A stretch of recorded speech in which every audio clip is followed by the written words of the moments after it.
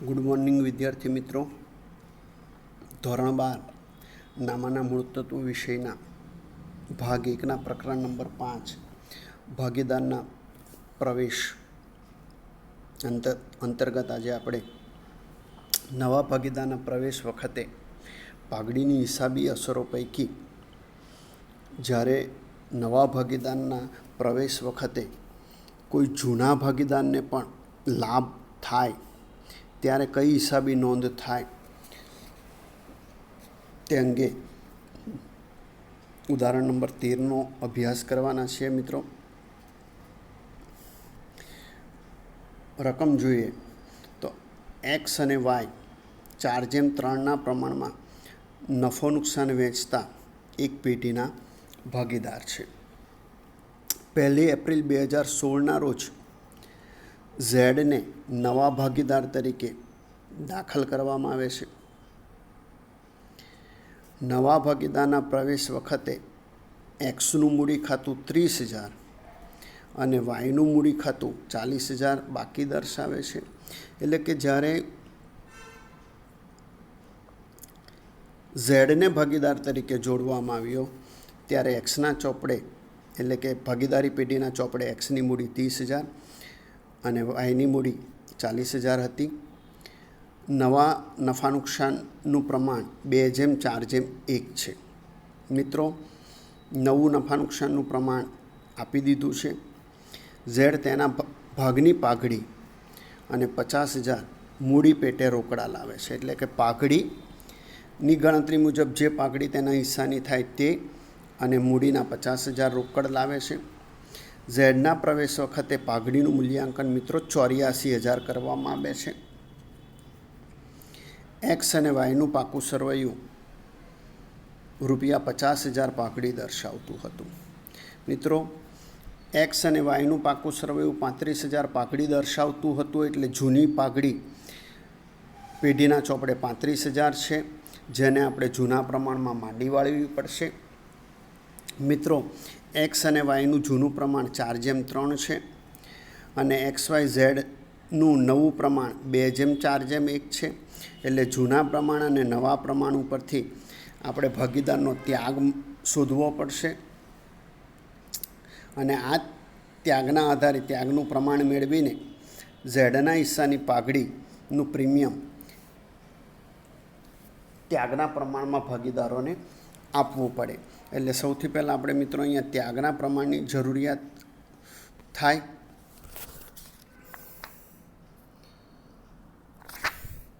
તો મિત્રો, ત્યાગનું પ્રમાણ આપણે મેળવવું પડે એટલે પહેલાં આપણે સમજૂતી જોઈ લઈએ. તો ત્યાગના પ્રમાણ માટે મિત્રો આપણી પાસે રકમમાં જૂનું પ્રમાણ 4:3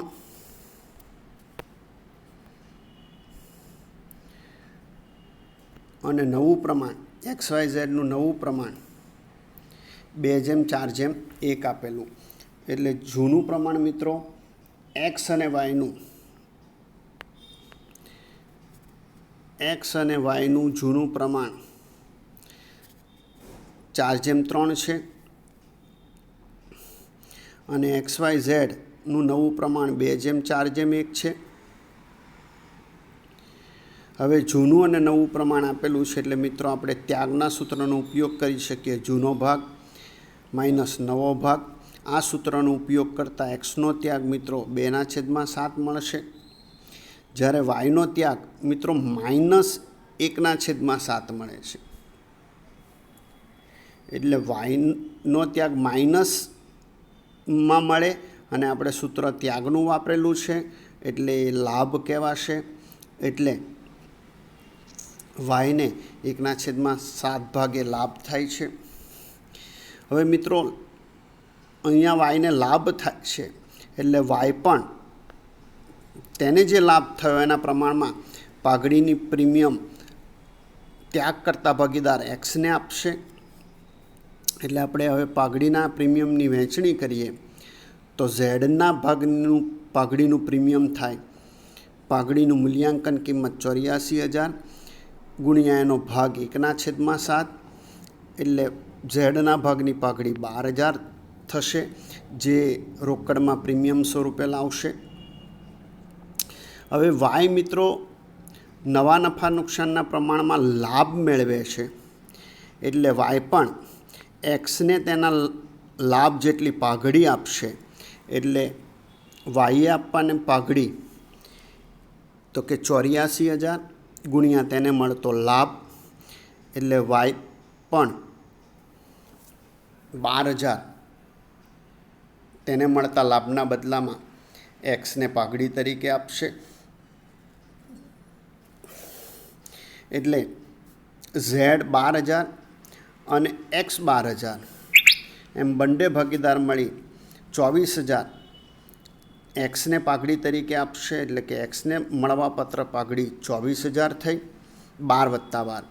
હવે ગણતરી મુજબ કરીએ તો એક્સને ત્યાગ જેટલી પાઘડી મળે, તો એક્સની પાઘડીનું મૂલ્યાંકન કિંમત 84,000 ગુણ્યા એનો ત્યાગ 2/7, એટલે એને મળતી કુલ પાઘડીનું પ્રીમિયમ 24,000 થશે.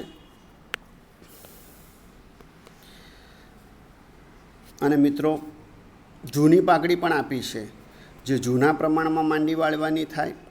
એટલે એક્સ અને વાય વચ્ચે જૂના પ્રમાણ 4:3માં પાઘડીની જૂની કિંમત ગણીએ તો એક્સના હિસ્સે 12,000 માંડી વાળવાના થાય અને વાયના હિસ્સે 15,000 માંડી વાળવાના થાય છે. એટલે આ રીતે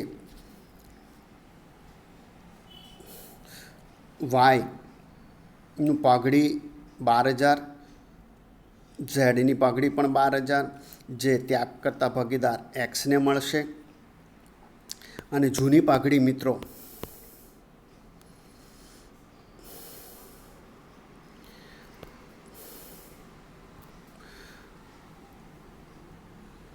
$35,000 છે, તે જૂના પ્રમાણમાં માંડી વાળવી પડશે. એટલે હવે આપણી આમ નોંધો આપણે જોઈએ તો પહેલી આમ નોંધ, જૂની પાઘડી 35,000 માંડી વાળવા માટેની આપણે લખવી પડશે. તો જૂની પાઘડી 35,000, જૂનું પ્રમાણ 4:3 છે, એના પ્રમાણમાં માંડી વાળવાની થાય. એટલે 4:3ના પ્રમાણમાં આ જૂની પાઘડી વહેંચતા 20,000 અને 15,000 થાય. એટલે આમ નોંધ થાય, એક્સના મૂડી ખાતે ઉધાર 20,000, વાયના મૂડી ખાતે ઉધાર 15,000, તે પાઘડી ખાતે 35,000. બાબત જે થશે મિત્રો, જૂની પાઘડી જૂના ભાગીદાર એક્સ અને વાય વચ્ચે તેમના નફા નુકસાનના પ્રમાણમાં માંડી વાળી. હવે બીજો મુદ્દો આવે મિત્રો, નવો ભાગીદાર ઝેડ પોતાના ભાગની મૂડી અને પાઘડીનું પ્રીમિયમ રોકડમાં લાવે છે. એટલે એની આમ નોંધ થશે, રોકડ અથવા બેંક ખાતે ઉધાર 62,000, તે ઝેડના મૂડી ખાતે 35,000, તે પાઘડીના પ્રીમિયમ ખાતે 12,000. બાબત જે આવશે, નવા ભાગીદાર ઝેડ મૂડી અને પાઘડીનું પ્રીમિયમ રોકડમાં લાવ્યા તેના. હવે મિત્રો રકમમાં આપણને કીધું હતું કે મૂડી તરીકે 5,000 લાવે છે અને પાઘડીનું પ્રીમિયમની આપણે ગણતરી કરી 12,000, એટલે ટોટલ 62,000 લાવે છે. ત્રીજી આમ નોંધ, હવે પાઘડીનું જે પ્રીમિયમ છે એ ત્યાગ કરતા ભાગીદારને મળે. તો પાઘડીનું પ્રીમિયમ અહીંયા 12,000 રોકડમાં આવ્યું, એટલે પાઘડીના પ્રીમિયમ ખાતે ઉધાર 12,000.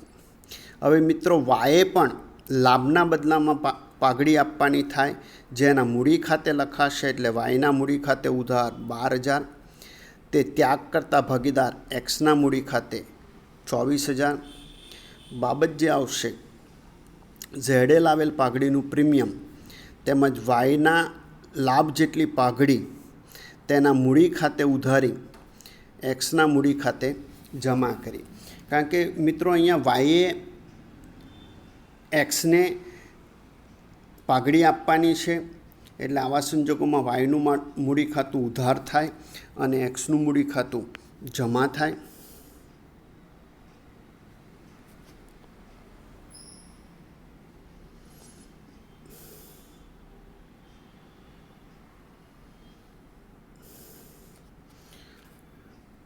હવે મિત્રો મૂડી ખાતા બનાવવાના હોય તો અહીંયા મૂડી ખાતા બનાવીએ તો અહીંયા મિત્રો 3 ભાગીદાર છે, એક્સ, વાય અને ઝેડ.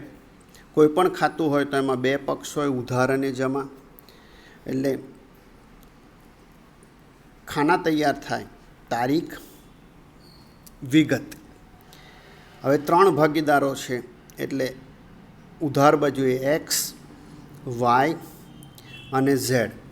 તે જ રીતે જમા બાજુએ પહેલું ખાનું તારીખ, બીજું ખાનું વિગત, ત્યારબાદ 3 ભાગીદારના ખાના તૈયાર થશે, એક્સ, વાય અને ઝેડ. એટલે આ રીતે મિત્રો ખાના તૈયાર થાય.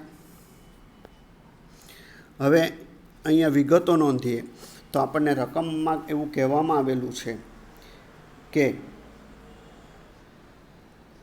એક્સ અને વાયની મૂડી અનુક્રમે 30,000 અને 40,000 બાકી દર્શાવે છે. એટલે 1,4,16 બાકી આગળ લાવ્યા. એક્સની મૂડી 30,000 અને વાયની મૂડી 40,000, જે આ બાકી એના ચોપડે હતી તે. હવે ત્યારબાદ મિત્રો જૂની પાઘડી જે હતી 35,000 એ માંડી વાળવાની આપણે આમ નોંધ લખેલી. એક્સના મૂડી ખાતે ઉધાર, વાયના મૂડી ખાતે ઉધાર, તે પાઘડી ખાતે. એટલે મૂડી ખાતાની ઉધાર બાજુ માંડી વાળેલ પાઘડી 1,4,16, પાઘડી ખાતે એક્સના ખાતે 20,000, વાયના ખાતે 15,000. ત્યારબાદ આપણે નવો ભાગીદાર પોતાના હિસ્સાની જે મૂડી લાવે તેની આમ નોંધ લખી. તો આમ નોંધ રોકડ ખાતે ઉધાર તે ઝેડના મૂડી ખાતે હતી. એટલે મૂડી ખાતાની જમા બાજુએ રોકડ ખાતે ઝેડના ખાનામાં 50,000 લખાશે. ત્યારબાદ પાઘડીનો પ્રીમિયમની આમ નોંધ છે. પાઘડીના પ્રીમિયમ ખાતે ઉધાર, વાયના મૂડી ખાતે ઉધાર તે એક્સના મૂડી ખાતે.